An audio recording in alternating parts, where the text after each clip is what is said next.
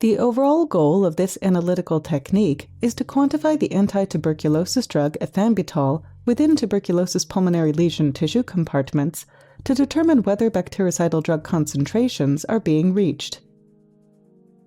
This method can answer questions in the tuberculosis drug discovery and development field by determining whether administered drugs are reaching bacterial populations at sterilizing concentrations within all granuloma tissue compartments.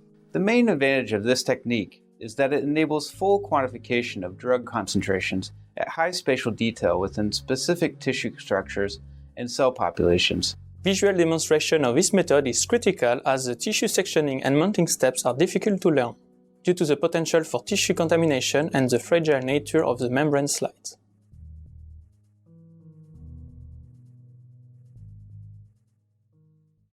Begin this procedure with tissue collection as described in the text protocol.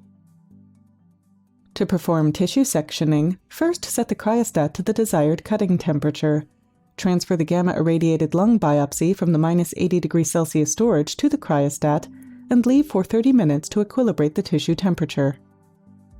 Using tweezers, fix the biopsy to the cryostat chuck using a small amount of optimal cutting temperature adhesive to adhere the base of the tissue to the chuck. Orient the tissue so that the flat surface is the exposed surface for cutting. Ensure the OCT does not contaminate the tissue surface, as this may interfere with the subsequent mass spectrometry analysis.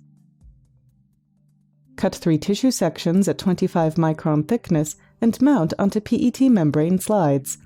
Gently touch the membrane to the tissue section and remove the section.